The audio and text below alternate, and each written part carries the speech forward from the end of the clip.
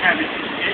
Now that's the same as on the beef. You have beef tenderloin, the same configuration. So the beef tenderloin stays in here. The reason why it's also so tender because there's hardly any movement in there. It just sits there. That makes the meat tender. So that is a pork tenderloin, and they usually they're about 16 to 20 ounces. That's about the maximum weight you will have on a pork tenderloin, on a full loin like that.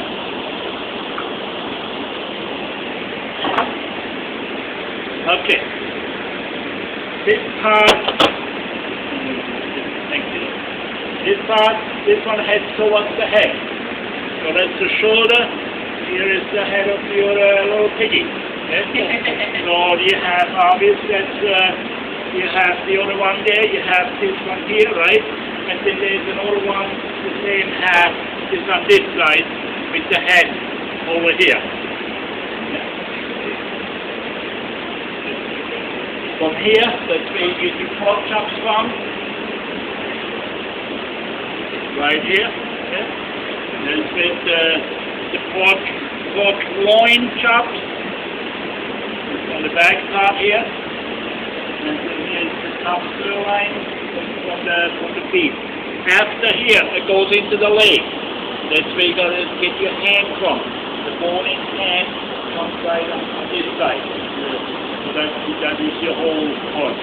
Now, if it would be a beef item, for instance, the head, you have the shoulder, and then here is the prime rib in here.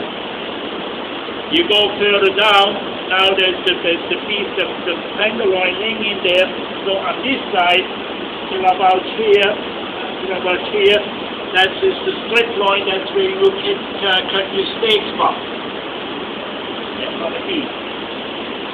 Further down here, that's where you get your T-bone and your porterhouse steaks from, as we go further down. And then of course here you got also the whole beef leg that consists of an inside round and outside round. You got the heel on there, and it's inside round is because it's inside the animal. That is the more tender part. It's a lot of times used on carving of beef. In restaurants they use top round. It's called top round or inside round.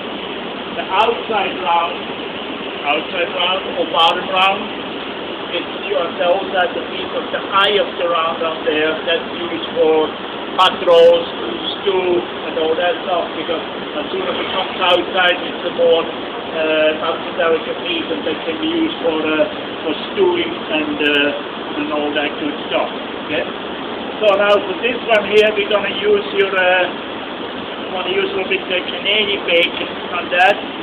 So the Canadian bacon is actually the full loin here, and the boneless loin without skin, and that becomes Canadian bacon. Yeah? So what I do now is I take some of the shoulder away, so we can get down to the Canadian bacon. And what I do is with this one, I'm going to put that aside. And the next week, when we have sausages, that's a part of the thing we start doing. Amen. Oh, I got it. So, yeah. There you go. So we're going to save them for sausages. Yeah. Now I want to split them up because it's going to get too long.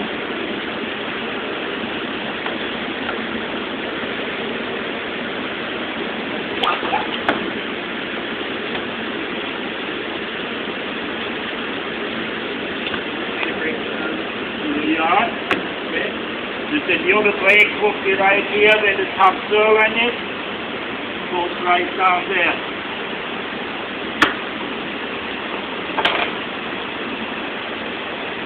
Sometimes I hit them right, sometimes it doesn't count much.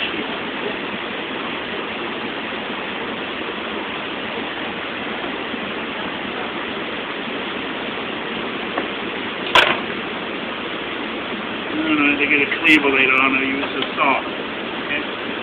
Now we're going to dig out the loin. Just follow pretty fairly simple. Now what you want to do is I'm going to give you the bones. So if you want to make some barbecue pork rib bones, you have something for your dinner.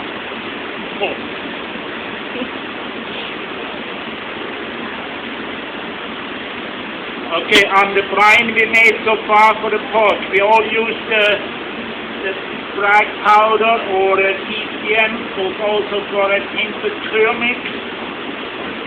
We got all that. That has the pink color. You know why it's pink? No.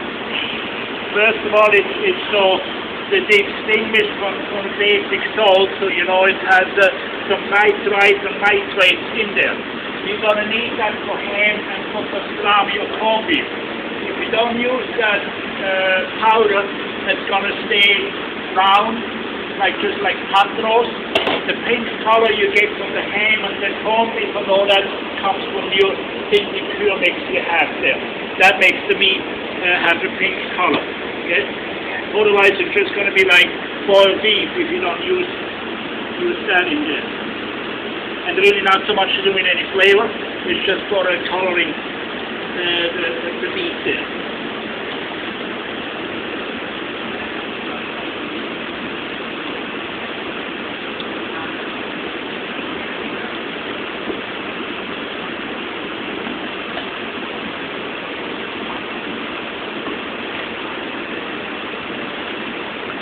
I'm curious about the juniper berries. Juniper berries? Mm-hmm. I've never seen them, I've never seen them before, and they seem to play a part into the brining. It's brining. It's juniper berries is used in sauerkraut. It's used a lot of times in games. Game venison, Okay. Wild pig, deer. It's marinade for that. Yeah, you don't want to eat it because it's really not. It's good for flavoring, but not for eating. What kind of flavor? How would you describe it? Bitter. Oh, bitter, huh? Real bitter. That was quick. Yeah, it was. That's probably 5 feet to water. Yes. I won't do that. Think about it. I know, and I was yesterday. I thought, oh, juniper berry, what is this? You know? I've never seen them. Never heard of them. No. Try like that. No, they don't look good. I don't want to play with They don't even look good. Huh? They're gross. You're not supposed to eat when you're kids. Yeah. Everybody was teaching me how to cook. She used to make me taste everything. Oh, well, good for you, but bummer. Yeah. I wouldn't wish that on anyone. Oh. Yeah. That's how gross they are. That's how bad they are, huh? Yeah.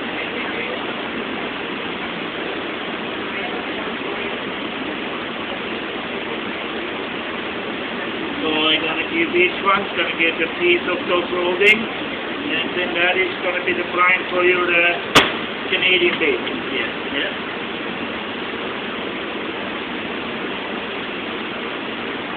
Because the silver skin has to come out, okay? Because it's going to be, for Canadian bacon, it will be extremely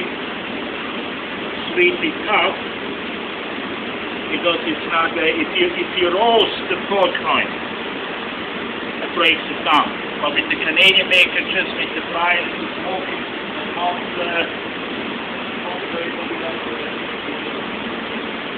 now also with your brine, be very careful, it's just in the boil till the stuff is dissolved. Don't let it boil too hard, you're going to start losing liquid. Yeah? And then later on you wonder, how come I don't have that much? Yeah? So we're using, we're going to have one group, I'm going to use the pork tenderloin for your Canadian bacon.